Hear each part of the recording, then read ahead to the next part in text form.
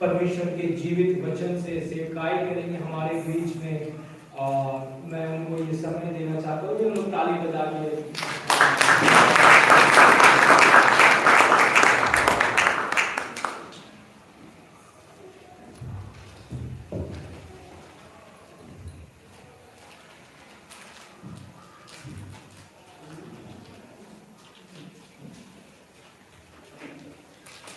Hallelujah, hallelujah, hallelujah, hallelujah, hallelujah. सबको जय मसीह की। मैं परमेश्वर का धन्यवाद देता हूँ। मैं इस पुलपिट से ये दूसरी बार मैं प्रचार करने जा रहा हूँ और परमेश्वर ने मुझे ये सौभाग्य दिया, इसके लिए मैं परमेश्वर को बहुत धन्यवाद देता हूँ। और साथ ही साथ मैं पास्टर इमानुएल का भी बहुत धन्यवाद देता हूँ, क्योंकि पिछले 3 दिनों से बातचीत कर रहे थे कि आपको इस संडे को मेरे चर्च में आना है बोल करके, और मैं 2 दिन तक टालता रहा, मैं नहीं आ पाएंगे क्योंकि आज के दिन में हमको भी जाना है। पर परमेश्वर के पास ऐसे बातों को रखे और परमेश्वर ने मुझे ऐसा आज्ञा दिया और ऐसा मुझे लगा कि मुझे इधर जाना चाहिए, क्योंकि अपने चर्च तो बराबर जाते हैं। और जब कभी मैं भी किसी को पास्टर को बुला दो संडे के लिए में, तो मुझे भी ऐसा लगता है कि नहीं आए मेरे चर्च में प्रचार करें और ताकि हम लोग कुछ सीख सके। सो परमेश्वर को धन्यवाद देता आज के इस मौका के लिए कि परमेश्वर ने मुझे आपके बीच में लेकर के आया। मैं प्रभु को बहुत धन्यवाद देता हूँ। और रही आज इस दिन में हम लोग थोड़ी देर आज परमेश्वर के वचन में से कुछ बातों को हम लोग देखेंगे, मनन करें कि वो परमेश्वर आज इस दिन में हम सब से कुछ बातों को लेकर के वो बातचीत करना चाहता है। और अपनी कॉलेज से मेरे साथ में यूहन्ना रचित सुसमाचार और 11 अध्याय और उसका 5 पद है।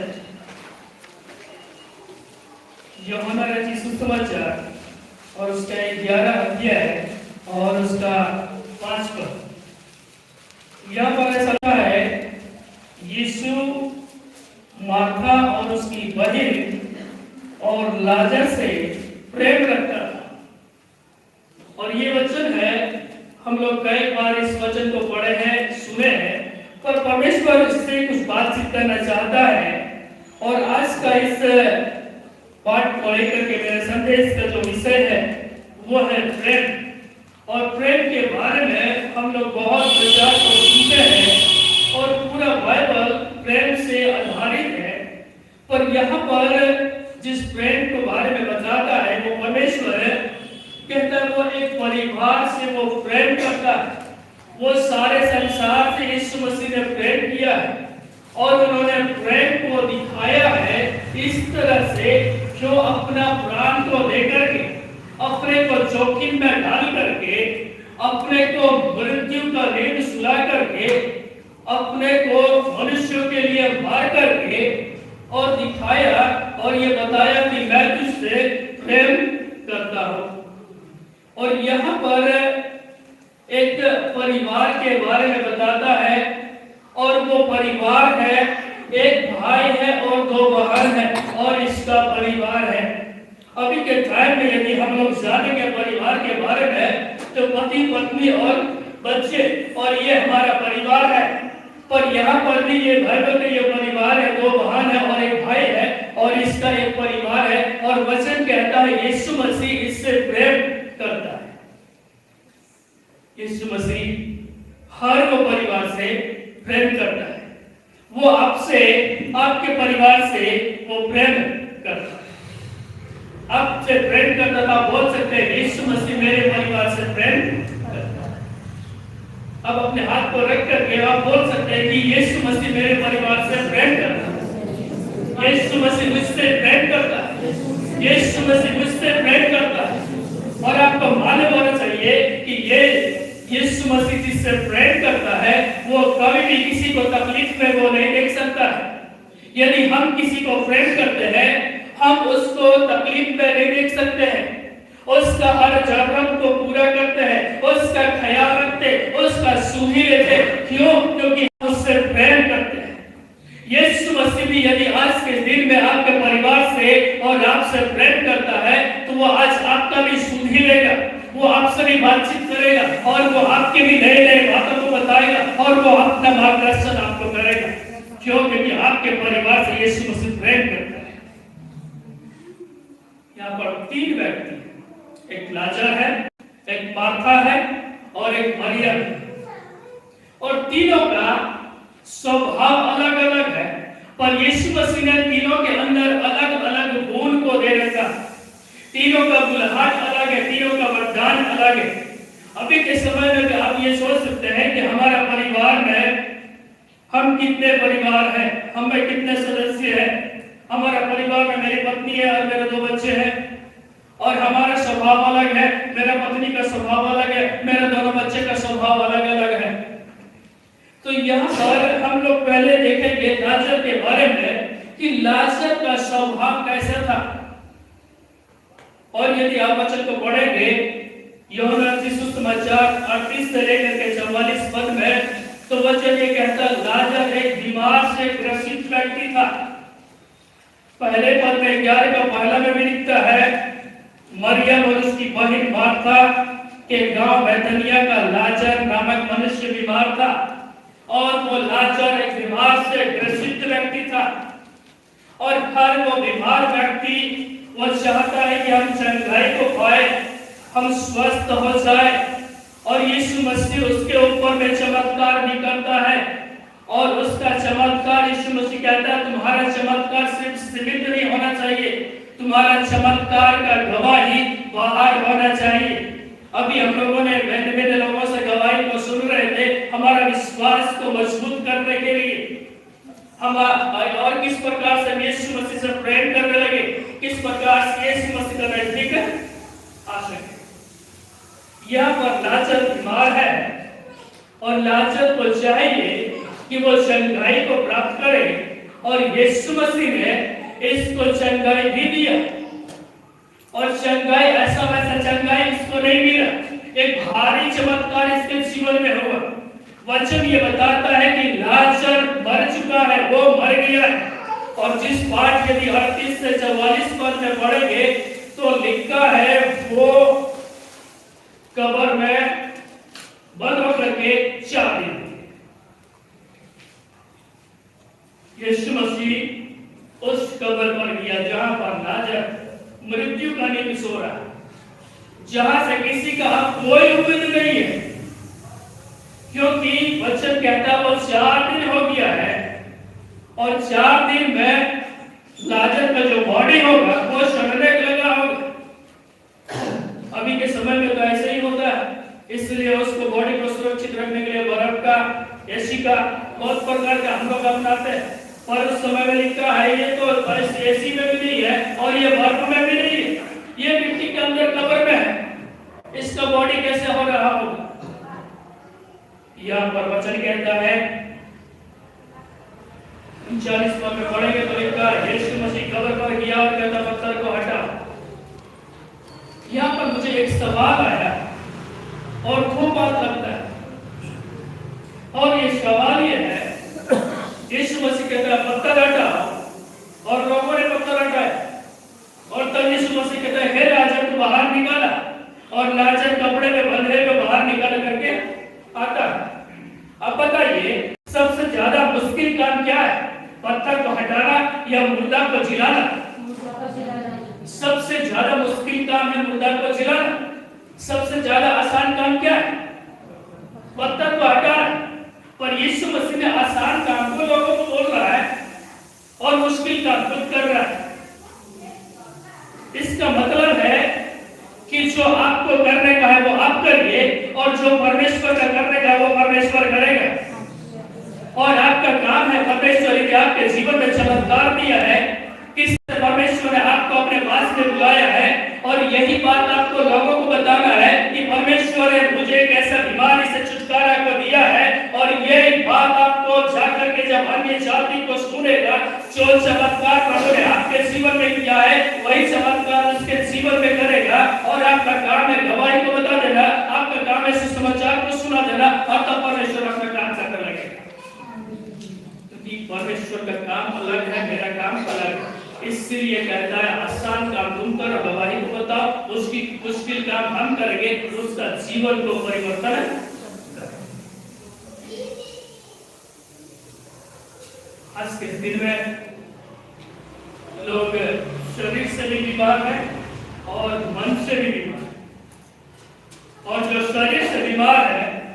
वो तुरंत चल नहीं पाए, और जो मन से बीमार है उसको कई दिन लग जाए चल नहीं हो पाए, क्योंकि उसका मन हठीला हो चुका है, इसलिए वो जल्दी ग्रहण नहीं करता। वचन को सुनता तो है पर निकल जाता है, इधर से सुनता इधर निकल जाता है, और जो शारीरिक बीमारी है वो तुरंत चल नहीं पाता। मेरी भाभी है वो साधारण से बीमार और उसका दिमाग में इधर इलाज कराया है डॉक्टर के पास में, तो उसका दिमाग में आ गया कि धर्म ठीक होने वाले नहीं, भेलोर जाए और भेलोर चला। अब भेलोर जा करके पता चला वहां कुछ भी नहीं, वापस की जा रही है और इधर साधारण डॉक्टर से दवाई खाया वो ठीक हो गई। उसका दिमाग वैसा हुआ था कि हमको भेलोर में ही ठीक होना है। तो ये मन का बीमारी, इसलिए वचन में मन में एक ऐसा अशांति रोग लगा है जिसका कोई इलाज नहीं। यीशु मसीह यहाँ लाजर को बोलता है, हे लाजर तू निकल रहा, और उसका कान में वो मर गया था, और यीशु मसीह का वचन जैसा उसका कान में गया वो जी करके बाहर आ गया। लोग देखता रहा, चमत्कार इसके जीवन में आया। दूसरा है मार्था। मार्था यूहन्ना के सुसमाचार और 39 पद में भी लिखा है, नीचे पढ़ेंगे, पढ़ने में थोड़ा सा आपको मदद करना पड़ेगा। नीचे लिखा है, यीशु ने कहा पत्थर हटाओ, और उस मरे हुए की बहन मार्था उससे कहने लगी, हे प्रभु उससे तो अब दुर्गंध आती है, क्योंकि वो मरे हुए 4 दिन हो गया। मार्था यीशु मसीह से बार मिला है।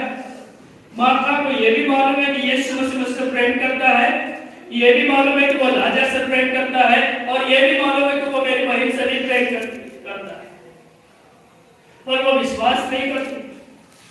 यीशु मसीह खुद वो जिन्होंने इस संसार को बनाया अपने शब्दों के द्वारा, यीशु मसीह जिस आदम को बनाया एक मिट्टी में से, उसका नाक में श्वास को फूंक के और लिखा है वो जीवित प्राणी बन गया।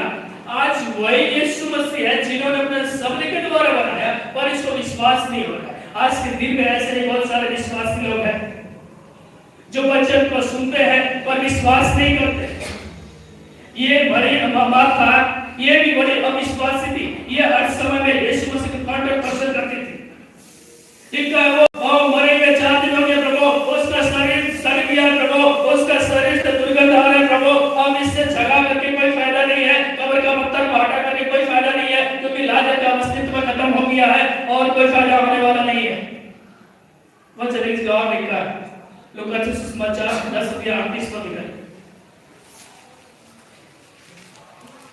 लूका के सुसमाचार और उसका 10 अध्याय उसका 38 पद, वहां पर बताता है यीशु मसीह जब बैतनिया में आया तो मार्था ने उसको अपने घर में उतारा।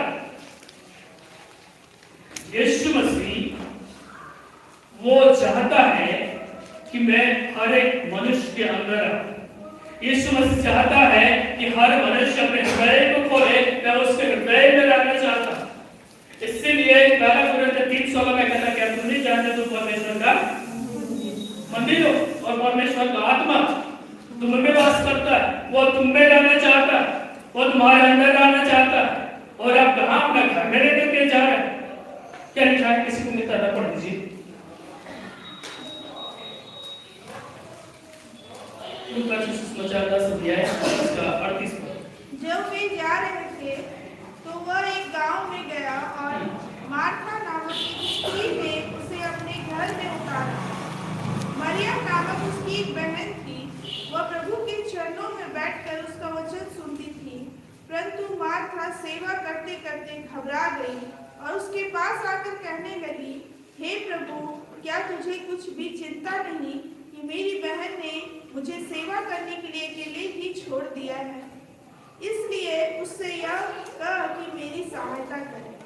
हालेलुया। यहाँ पर मार्था एक है, अच्छा वो पढ़ाई करती है, लेकिन इससे बढ़कर के यीशु मसीह उससे और कुछ उम्मीद कर रहा है। और ये मार्था यीशु मसीह को अपने घर में बुला करके अपने परिवार का बुराई कर रहा है, अपने बहन का कंप्लेन कर रहा है, पर यीशु मसीह का मकसद कुछ और है। मार्था उसका मकसद को समझ नहीं पा रही है, क्योंकि ये पूरा रीति से उस पर विश्वास नहीं कर रहा है। और जो विश्वास पूरी रीति से नहीं करता है और केवल यूं ही हे प्रभु हे प्रभु हे प्रभु कहता है और वचन कहता है, वो अपना प्रतिफल पा चुका।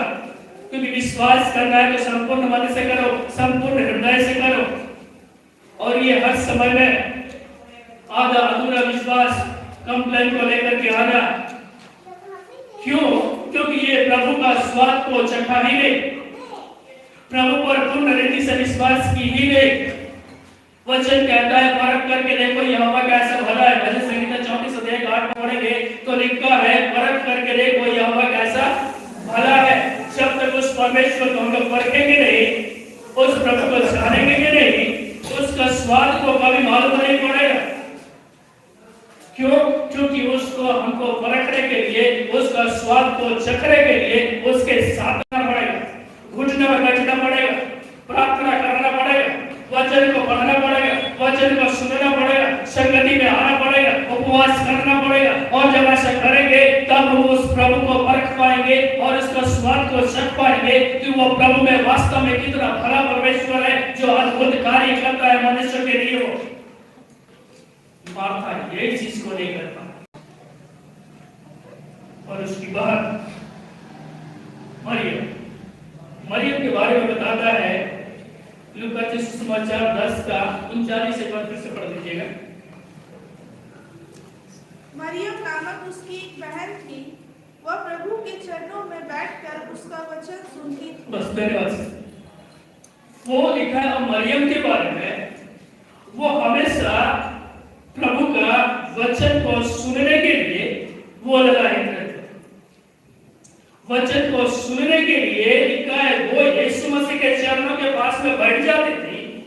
यीशु मसीह से हर समय में वो सुनना पसंद करती थी, यीशु मसीह से हमेशा वो बात करना पसंद करती थी। और लिखा है वो हमेशा यीशु मसीह के चरणों में बैठा है। लोगों के पास में हर चीज का समय है, लेकिन वचन को सुनने के लिए समय नहीं, वचन को पढ़ने के लिए समय नहीं। और शैतान ज्यादा इसी को उपयोग करता है कि हर एक मनुष्य को वचन को सुनने से उसको वंचित कर दे।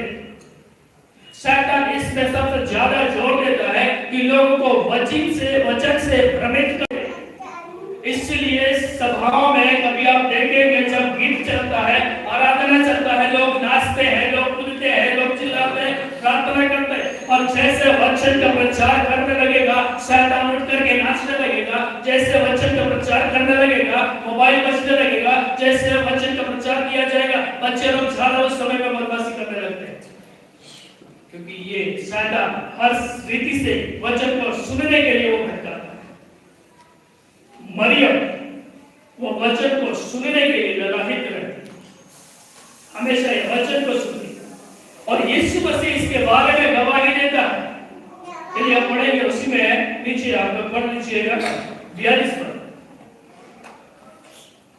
परंतु एक बात आवश्यक है और उस उत्तम भाग को मरियम ने चुन लिया। लिखा है मरियम ने एक उत्तम भाग को चुन लिया है जो उससे छीना ना जाए। लिखा है जो उससे छीना नहीं जाएगा। आज के समय में ये संसार में सब कुछ प्राप्त कर लीजिए, पर सब कुछ खत्म हो जाएगा, एक दिन ऐसा आएगा। इसलिए वचन कहता है तुम सारा संसार को प्राप्त कर लो, संसार के हर दौलत को प्राप्त कर लो, पर यदि आज के रात में तुम्हारा प्राण ले लिया जाएगा तुम्हारे साथ एक फुटी कौड़ी भी न जाएगा। इसलिए सबसे उत्तम भाग है मरियम ने चुना है और वो है वचन को सुनना। आज के समय में सबसे ज्यादा उत्तम क्या है? वचन। और वचन कहता है, वचन कौन है? यीशु मसीह। यूहन्ना 1:1 में कहते आदि में वचन था, वचन परमेश्वर के साथ था और वचन ही परमेश्वर। तो वो उत्तम भाग है वचन। और वचन यदि सुनते हैं किसको हम सुनते हैं? यीशु मसीह को सुनते हैं। और मरियम ने उत्तम भाग को चुना है, उन्होंने यीशु मसीह को चुना है। ये संसार का धन दौलत, संसार का दोस्त, संसार के किसी भी वस्तु को उन्होंने नहीं चुना है यीशु मसीह। आज उत्तम भाग के लिए हमारे लिए सबसे ज्यादा उत्तम क्या है? यीशु मसीह। चर्च में आएंगे यीशु मसीह बोलेंगे, बाहर जाए कुछ और बोलेंगे। और मरियम चर्च के अंदर भी यीशु मसीह, चर्च के बाहर भी यीशु मसीह। वो जानता है जिस उत्तम भाग को मरियम ने सुन लिया है, यीशु मसीह उसके बारे में ये गवाही बताता है कि उससे कोई भी छीन नहीं सकता। वो उत्तम भाग को कोई भी छीन नहीं सकता है। वचन को सुनने के लिए उस समय जब यीशु मसीह गिरा पड़ा, लूका के सुसमाचार के 5 अध्याय थोड़ा सा लोग देखेंगे। लूका के सुसमाचार और इसका 5 अध्याय,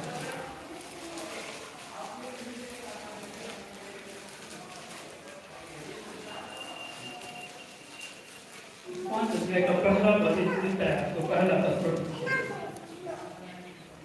जब भीड़ उस पर गिरी पड़ती थी, लिखा है जब भीड़ परमेश्वर का वचन सुनने के लिए उस पर गिरी पड़ती थी और परमेश्वर का वचन सुनती थी, और लिखा परमेश्वर का वचन सुनती थी। लिखा है 5 अध्याय में, जब लूका के सुसमाचार 5 अध्याय में पढ़ेंगे तो लिखा है परमेश्वर का वचन को सुनने के लिए लोग गिरता था, लोग पढ़ता था, लोग सफर करता था। वो आज के समय में कंफर्ट जोन को नहीं देखता। वो कभी पहाड़ों में, कभी झील में, कभी कहा यीशु मसीह जिधर चलने लगा लोग उसके पीछे हो लिया, ताकि यीशु मसीह का वचन को क्या कर सके, सुन सके। और वचन एक जगह कहता है वो गन्नेसरत के झील पर गया और लोग भीड़ के कारण से वो वचन को देने में उसको समस्या होने लगा। इतनी लोग भूखा और प्यासा था कि हम यीशु मसीह का वचन को सुने। और आज के टाइम में वचन को सुनने का भूख और प्यास लोगों का खत्म हो गया है, मगर भीड़ के कारण से यीशु मसीह अपना वचन को भी नहीं सुना पा। और तब उस गन्नेसरत के झील में देख रहा है 2 भाई है, और उतर करके सुबह के टाइम में जाल को धो रहा है। रात भर वो व्यक्ति कड़ी मेहनत किया है, और वो कौन है? पतरस और उसका लिखा है वो दोनों भाई रात भर कड़ी मेहनत किया है। सुबह में जहाज को अपने किनारे में लगाया है, नाव को, और दोनों भाई हो सकता है उसका आंख से आंसू बह रहा है, क्योंकि उसका व्यवसाय जो है, उसका बिजनेस जो है वो मछली को पकड़ करके और बाजार में बेच करके और उसी से जो 2 पैसा होता होगा और अपना परिवार को वो भरण पोषण। लेकिन आज के रात में कुछ भी नहीं मिला, एक भी मछली नहीं पकड़ा, उसका आंख से आंसू बह रहा है और जाल को धो रहा है, क्योंकि उसका सारा उम्मीद खत्म हो गया हो। अब कैसे वो मछली पकड़ेगा? क्या वो बाजार में बेचेगा? कौन सा वो रुपया लाएगा? कैसे वो चावल और दाल लेकर के आएगा कि अपने परिवार के साथ में बैठकर वो खाना खाएगा? आंसू बह रहा। ऐसे समय में यीशु मसीह वहां पर जाता है और कहता है मुझे तुम्हारा थोड़ा सा नाव का जरूरत है। और नाव लिया, और तब यीशु मसीह लिखा है, यीशु मसीह वहां पर बैठ कर 3 पद में पढ़ेंगे, लिखा है बैठ कर। लूका के सुसमाचार 5:3 में लिखा है यीशु मसीह नाव पर बैठ करके और उन्होंने विचार करना शुरू किया। अभी थोड़ा सिस्टम चेंज हो, अभी थोड़ा सिस्टम चेंज। पहले वक्ता बैठ करके प्रचार करता था और लोग खड़ा सुनता। अभी वक्ता खड़ा सुनता है, प्रचार करता है और लोग। इसीलिए वचन का भूख और प्यास खत्म हो गया। लिखा है यीशु मसीह बैठा और वचन का प्रचार करने लगा, और प्रचार करने लगा, लोगों को चंगाई देने लगा, लोगों को छुटकारा भी दे रहा है, स्वर्गीय बातों को बता रहा है, परमेश्वर की बातों को उसके अंदर में डाल रहा है। और तब जब प्रचार करना खत्म हो गया, और तब हो सकता पूछा होगा पतरस से, तुम्हारा भाड़ा कितना? तुम्हारा नाम को मैंने इस्तेमाल किया, तुम्हारा भाड़ा हो प्रभु, क्या आपने रात भर हमने मेहनत की, कुछ भी नहीं मिला, कोई काम नहीं, कम से कम मेरा नाम आपके लिए काम आ गया। तब यीशु मसीह कहता है, पतरस को मालूम नहीं कि मेरे नाम में जो व्यक्ति मौजूद है वो कौन व्यक्ति है। और कहता है, जहां से तुमको कामयाबी नहीं मिला, जहां से तुमको निराशा मिला, अपने झाग को उसी स्थान में लेकर के चलो। पतरस मालूम है, पतरस एक अच्छा एक्सपीरियंस व्यक्ति था, मछुआरा, एक अच्छा एक्सपीरियंस वो पानी को देख करके पता लगा सकता है कहां पर बड़ा मछली मिलेगा, कहां पर छोटा मछली मिलेगा, कहां पर मछली मिलेगा, कहां पर मछली नहीं मिलेगा। और वैसे व्यक्ति धोखा खा गया आज के रात में। और यीशु मसीह कहता है, लेकर के चलो, जाओ जहां गहरा पानी है उस स्थान में लेकर के चलो। वो वचन कहता है, जैसे ही वहां पर गया, जैसे ही जाल डाला, मछली इतनी भर गया, लेकिन जाल परमेश्वर का ऐसा आशीष है, जब हम लोग वचन को सुनते, जब वचन को प्राथमिकता, हमारा जाल फटने लगे, हमारा कटोरा उमड़ने लगे। परमेश्वर दबा दबा करके देता है, हिला हिला करके देता है। यदि आपसे वो प्रेम करता है, वो आपको ऐसा ही उमड़ता हुआ आशीष देगा। यदि वो आपसे और हमारे परिवार से वो प्रेम करता है, तो वो परमेश्वर ऐसे ही आपके जीवन में नैया पर मौजूद होकर के आपको हर समय, जहां से निराशा मिलेगा, जहां से कामयाबी आपका खत्म हो चुका है, उस स्थान में परमेश्वर आपको आकर के आशीष देगा।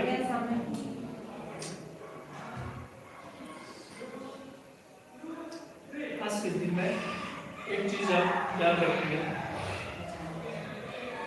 वचन को सुनना, बाइबल पढ़ना, चर्च आना, गवाही देना, दान देना, दशमांश देना, शैतान को 1% भी उसको मंजूर। अब वचन को प्रचार करिए, गवाही दीजिए, चंदा दीजिए, चर्च आइए, शैतान को 1% उसको मंजूर नहीं। पर जब आपको ऐसा लगे मसीह में मेरे प्रिय भाई और बहन कि मुझे आज चर्च नहीं जाना है, उस दिन आप जबरदस्ती करके आप चर्च जाइए। जब आप घर के स्टडी रूम में होते हैं कि मुझे आज हमको प्रार्थना करना है, इसी समय लगता है कि आज हमको बहुत थक गए और प्रार्थना नहीं करना है, चलो थोड़ा देर प्रार्थना करेंगे, 2 minute hallelujah praise the Lord और आमीन करके सोने चले जाएंगे। और ऐसे समय में आप जितना प्रार्थना करते हैं उससे डबल प्रार्थना करिए।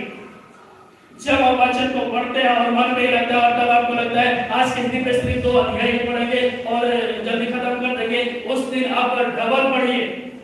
जिस दिन आपको लगता है कि हमको चर्च नहीं आना है, उस दिन जबरदस्ती आइए। जिस दिन आपको लगता है नहीं मुझे इतना ही चंदा देना है, उस दिन ज्यादा चंदा दीजिए। जिस दिन आपको लगता है कि इतना दशमांश इतना ही देना है, उस दिन औसतन बढ़ करके दीजिए। जिस दिन लगता है कि आपको नहीं, आप गवाही नहीं बांटना है, अब हमारे जीवन में चमत्कार लोगों को नहीं सुनाना है, उस दिन जबरदस्ती करके आप अपना गवाही को लोगों को बांटिए। क्योंकि जब ऐसा आप करते हैं, आप शैतान के मुंह पर एक जोरदार तमाचा मारते हैं और यीशु मसीह शैतान के आपका पैरों के नीचे में कर देता है और आप शैतान का सर को कुचल देते हैं। क्योंकि यीशु मसीह आपके जीवन में विजयी देखना चाहता है और आपको जब उसको विजयी दिया, यीशु मसीह ने आपको विजयी दिया, तो चाहता है कि आप अपनी विजयी जीवन को भी जी करके यीशु मसीह को दिखाएं। क्योंकि शैतान का वचन से कोई रिलेटेड नहीं है, वो हमेशा भटकाने का प्रयास करता है। इसलिए हमेशा इस चीज को याद रखें, परमेश्वर हमसे क्या करता है, प्रेम करता है। परमेश्वर हमारे परिवार से प्रेम करता है, परमेश्वर हमारे लोग से प्रेम करता है, और परमेश्वर हमारे राज्य से प्रेम करता है, हमारे पड़ोसी से प्रेम करता है। उसको बताना पड़ेगा, जो नहीं जानता है परमेश्वर करता है उसको बताना पड़ेगा। नहीं तो लोग ये बोलेंगे यीशु मसीह धर्म परिवर्तन करते, यीशु मसीह क्या करने आया है, वो प्रेम करने आया है। अन्य लोगों को मालूम नहीं यीशु मसीह प्रेम करने के लिए आया है, लोग उसको गलत नाम दे रहे हैं। पर आपको बताना पड़ेगा यीशु मसीह धर्म परिवर्तन करने के लिए नहीं आया, वो आपसे प्रेम करने के लिए आया। और जब वो प्रेम करता है आपके लिए सारा दरवाजा खुल जाता है। आइए इस समय में हम सब अपने स्थान में खड़े हो जाएंगे, हम लोग थोड़ी देर सोचेंगे, विचार करेंगे। हम लोग हमारे परिवार से, आपके परिवार से प्रेम करते हैं।